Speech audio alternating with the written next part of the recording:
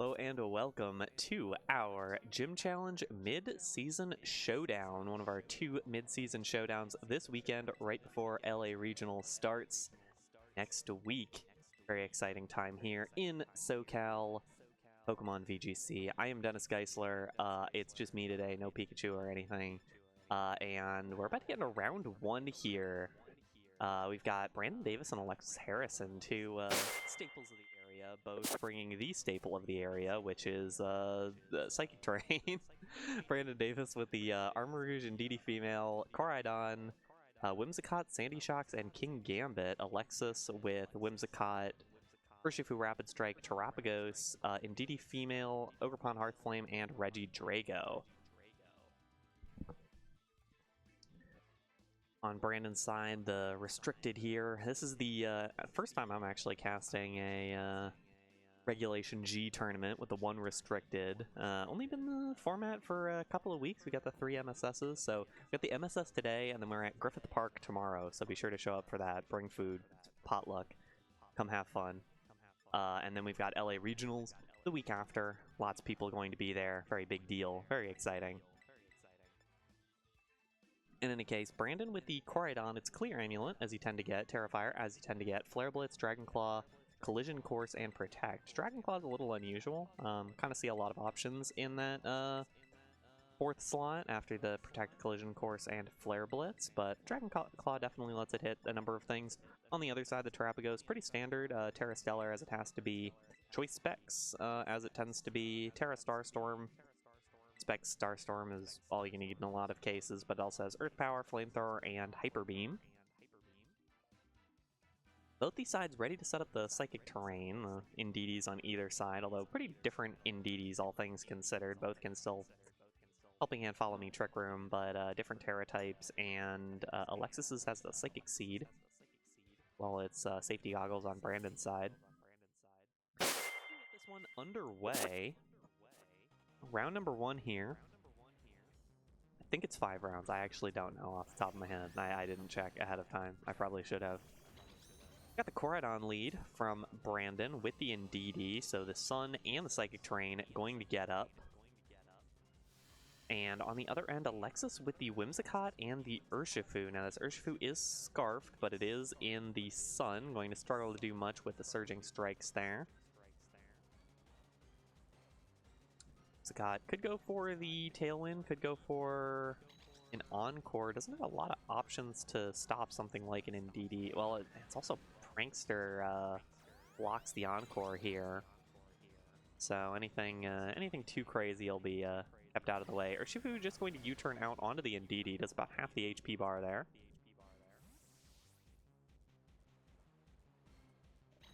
Get Alexis decides to bring in the back here.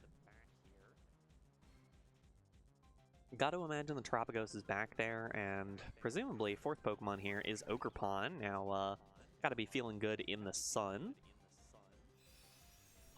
Moonblast coming out from Whimsicott, not going to take down the Indeedee, gets very close. Collision Course coming out into the Ogerpon, should take it, barely takes it. A Moonblast, obviously pretty scary for Koraidon to have to deal with here. Slower than the Whimsicott and will get just beaten up on by the Moonblast if it connects.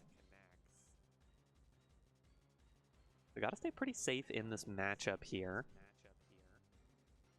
On the other end, Alexis could get the Tailwind up, especially if you think you can get rid of the Indeedee this turn. Indeedee's gonna swap out.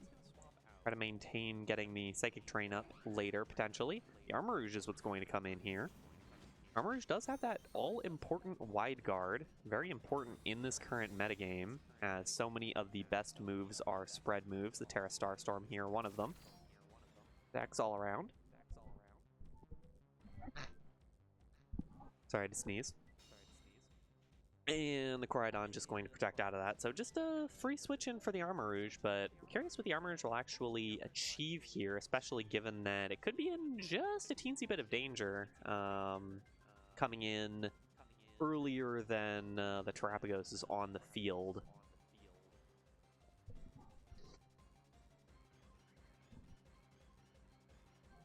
course, that Terrifier, really nice combination for Koraidon with the rest of its moves. Makes it resistant fairy instead of 4 times weak, and in general just makes it a pretty big threat, a pretty big scary threat with that Flare Blitz that it already has access to. Ogerpon going to swap out on Alexis' side. Imagine this will bring in Urshifu. We'll be capable of going for that U-turn in a moment. We'll see the Terrastal coming out for Brandon. It's going to be the Terrifier Koraidon, as I was talking about a moment ago. And that's why I was talking about it. Or probably picked up on that, but that was fun.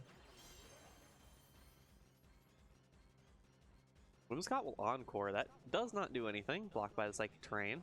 And Koraidon will go for the big Flare Blitz into the Whimsicott. We'll bring it down to the Focus Sash.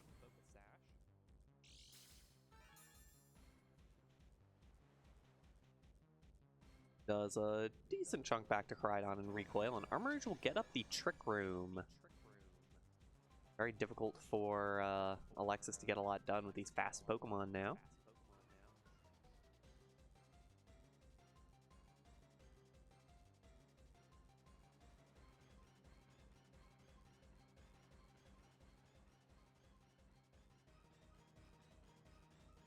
At this point, Koraidon has a pretty free reign to just start launching out its big power attacks.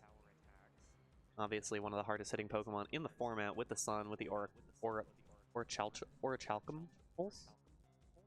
I haven't had to say it out loud very often. I think it's Orichalcum Pulse.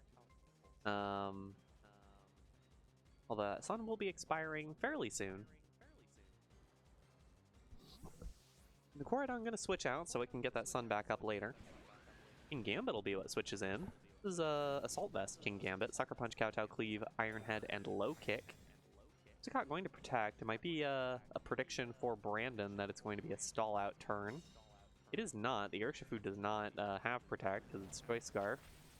And it will get dumped by the Expanding Force. That's a one-hit KO. And that'll mean either the Ogerpon or the Terrapagos finally. We'll have to switch in here.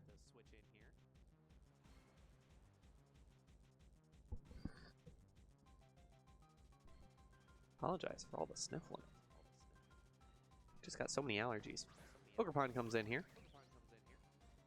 Both these Pokemon on very low HP, but not a whole lot of... Not a lot to worry about as far as what's on the field right now. This is not a Sword Stance King Gambit. It can't do that. It's got Assault Vest. The Armorage doesn't really have much to set up with either. Like, the worst case scenario is that you're gonna have to bring in the Terrapagos possibly on its own to just launch out, to launch out Terra Starstorms. The problem is it might not be able to do that.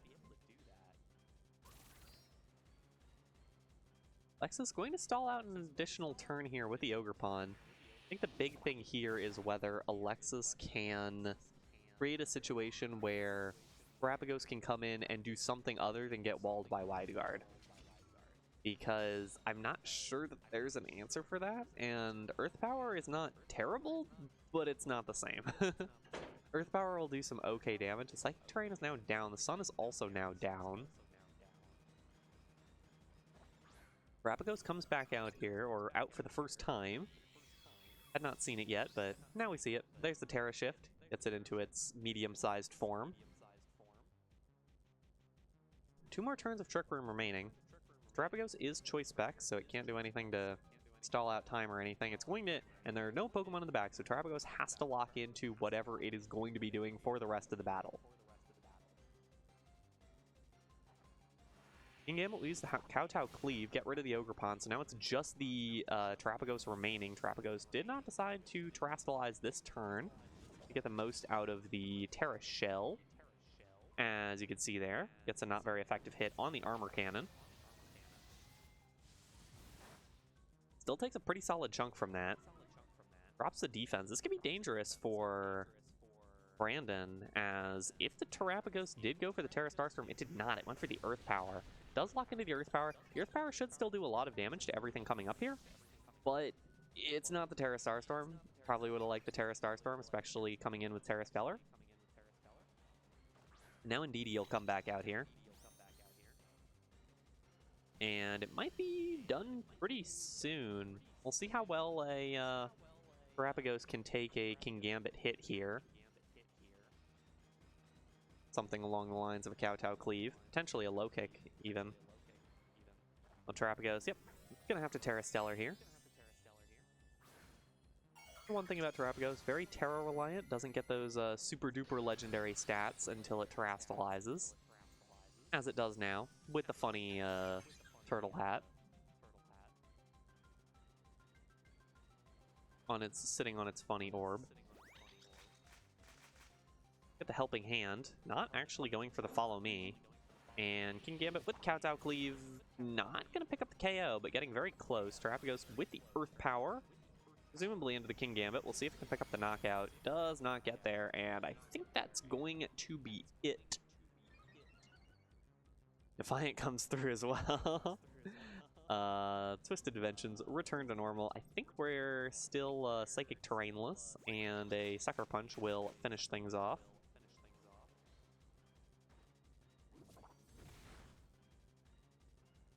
And it does.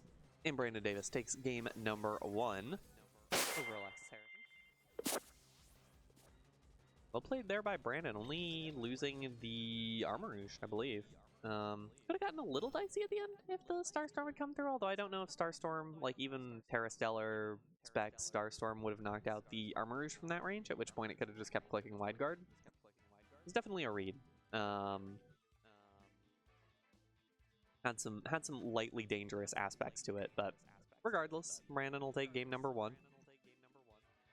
Terrapagos is one of the most popular restricteds in this format. It just does so much damage, but with so many teams running Wide Guard now, it can be difficult in some of these cases. Find that advantage. Especially Collision Course does a lot of damage to Terrapagos if it breaks the Terra Shell first.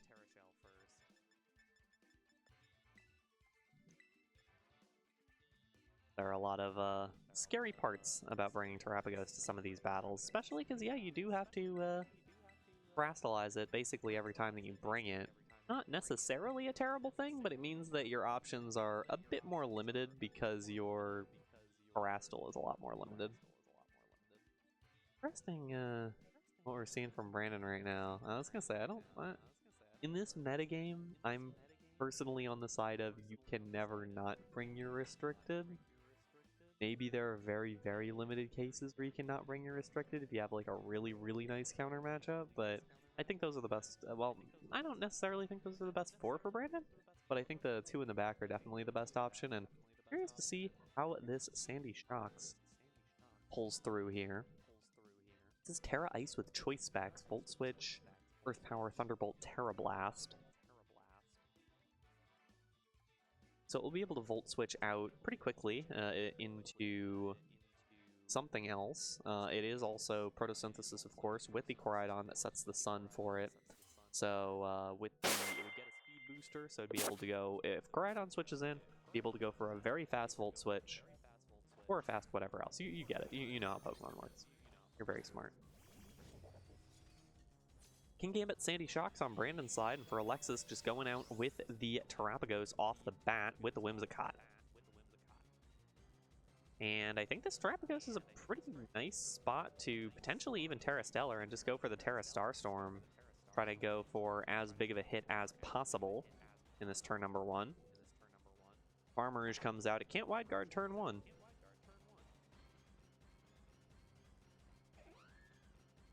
That didn't pick up on mic. That was louder drinking my water than usual.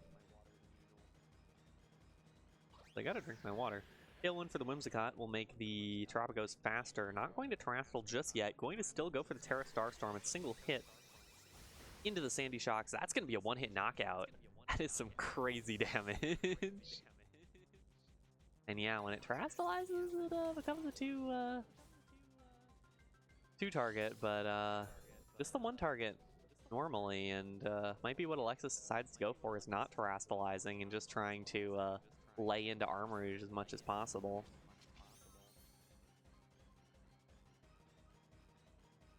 And still with the unbroken Terra Shell as well, it'll be able to take a much nicer hit pretty early on. But a dangerous spot for Brandon to be in. Down the Sandy Shocks turn 1, got the Whimsicott down to Sash, but you're still dealing with this Terrapagos that you don't really have a great answer for right now. This Terra Starstorm is going to be hitting you.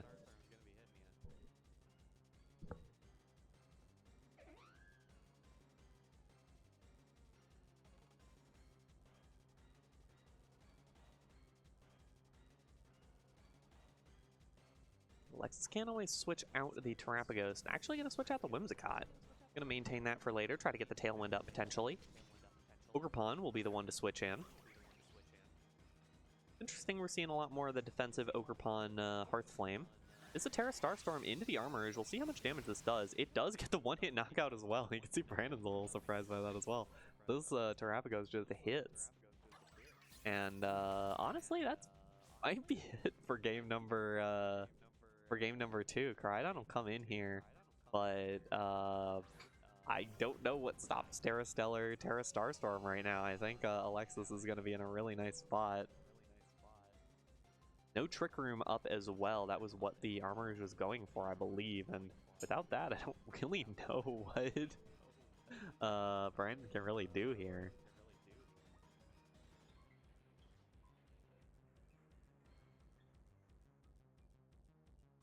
And there's the Terra. It is indeed the Terra. I think it's going to be the Terrapagos, personally. It's not. It's the Ogerpon. I'm a fool. I'm a fool and a charlatan. The Ogerpon Hearthflame getting that boost. It is in the sun, so it'll be potentially more damage boosted than the Terrapagos, actually. +1 attack in the sun. Gonna be hitting pretty hard. Goes for the Ivy Cudgel. I believe this will, like, definitely destroy the King Gambit. And, yep, that is a very knocked out King Gambit. That's 3 Ring the Bell one-hit knockouts. Can we get a 4th? Probably not. Crydon's pretty bulky. But I'd like to see a 4th. That'd be fun. Ooh, not gonna get there. Just barely not enough. And it'll maintain the Terra Shell with the non-Terrastal, with Ogerpon Terrastaling instead. And so it'll take the Collision Course hit pretty well. And Alexis is going to cleanly take game number 2, the 4-0 victory. Not going to lose a single Pokemon there. And we'll head on to game number 3. I'll be honest, I'm not sure about the Sandy Shocks. It kind of did nothing at all. That's the thing about this Terrapagos, is that you can just start hitting. You can get pretty scary pretty quickly, especially with that Tailwind.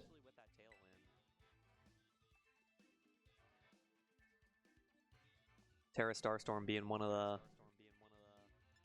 I don't know, one of the better better moves to be able to spam out, especially when you have the option of moving it to a spread move if you need to.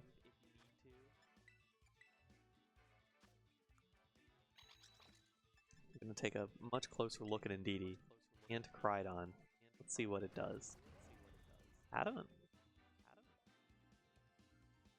I actually probably could have known that. I can't do the math in my head because I have the team sheets in front of me, but like I don't know what a level 72 Crydon stats are supposed to be. I can kind of guess, but it's Adamant. I know that it's Adamant because I saw it on the screen there a minute ago. In any case, probably gonna want to switch things up here. The Sandy Shocks just didn't really work. Might want to go for the, I mean, even against the Terrapagos Whimsicott, I feel like the Indeedee Crydon lead, as we're seeing right here, the Indeedee Crydon lead is pretty solid. It at least puts out threat level, and the Indeedee is able to get a Dazzling Gleam off, potentially. You can go for a Follow Me and give the Crydon an opportunity to do, I don't know, whatever it does. It doesn't have Flame Charge, doesn't have Swords Dance, none of the, like, scary setup options. Still scary, but, like, not that kind of scary. We'll see. Game number 3. Just round number 1 here of this MSS. Got a lot of people here. I'm looking at the feet. Lots of... many here. Very exciting tournament we have. And we have an MSS tomorrow. Come to the MSS tomorrow. Let's go to Griffith Park, bring some food. Having a potluck, eating food. You know how it is. Terapagos Reggie Drago. First time we're seeing a Reggie Drago this set. I believe this. No, Alexis has now brought the DD yet. We've seen almost all the Pokemon on Alexis' side, and that's important as well. And then on Brandon's side, Koraidon and Indeedee, as we mentioned. Reggie Drago's an interesting wrinkle in this one. With the Dragon Energy, could just be a, because the Follow Me doesn't do anything against the Dragon Energy, although Reggie Drago absolutely gets lapped by Koraidon. So I'm curious where this is going for Alexis. Potentially was reading a different lead, potentially has something cooking here. We'll see the turn 1 Terra from Brandon. Going to be onto the Koraidon, moving it to fire, as we've talked about before. Moves its weakness to the Dragon moves, which is all that Reggie Drago has. Gonna get the Helping Hand. Could go for the... I really don't know what it's about to do. Reggie Drago protects. Pick up the correct read. Went for the Flare Blitz into the Terapagos slot. Does this pick up the knockout in Sun Terra, but not very effective against this Terapagos? It does not. Terapagos takes the hit. And what will it get done in return? Terra Starstorm into the Indeedee. Not going to pick up the knockout. Barely not there.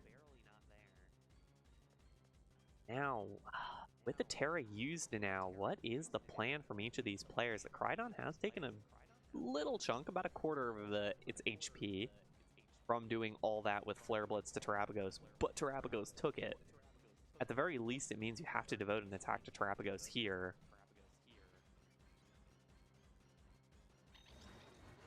But if you do that, then Reggie Drago gets to run free on the Wilderness.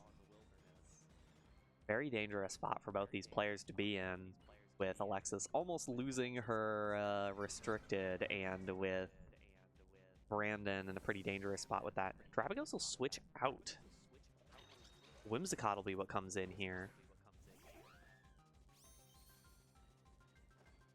Koraidon will protect.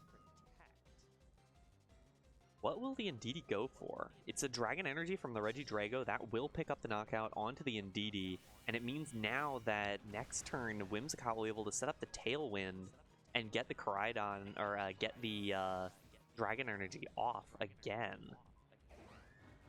Reggie Drago, it's Life Orb Dragon Energy, which is actually really funny. I kind of didn't realize that when going through it in my head earlier. I'm kind of surprised it's Life Orb and not Dragon Fang. I think Life Orb is still better damage, and maybe it hits some thresholds that just Dragon Fang doesn't do, but it's Dragon Fang, the Draco Plate equivalent.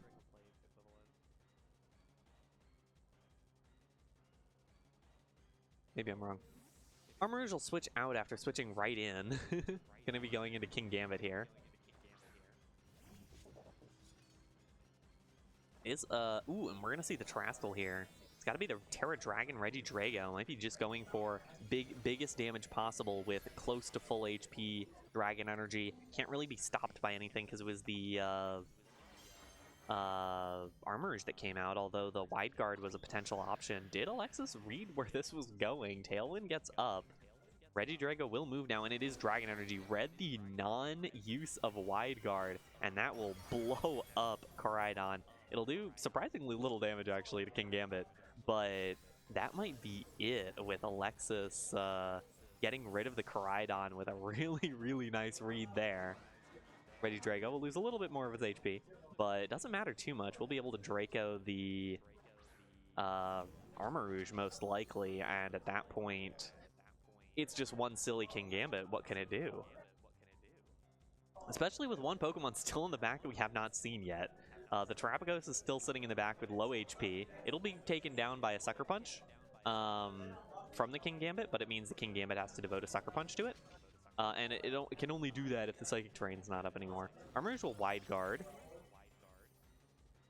Will block the Dragon Energy. Whimsicott will use the Moonblast into the Armarouge, does a little bit of damage. And Reggie Drago with the Dragon Pulse, not even going to go for the Draco Meteor, not even going to shut down the Regidrago by doing that, and still picks up the KO onto the Armarouge. Alexis in perfect spot to pick up this win. Kowtow cleave into the Regidrago, doesn't even pick up the knockout there. And Brandon Davis calls the forfeit. Alexis Harrison with a 2-1 victory in round number 1. Really exciting one right off the bat. Eventually. Really exciting one right off the bat. Got to see the power of that Terapagos. We saw the power of the Kingambit, and we saw the power of things against the Terapagos early on. There are a lot of things you can do against it, and there's a lot of limitations it has, especially because it feels like it has to choice specs all the time. It has to go for that Terra Starstorm.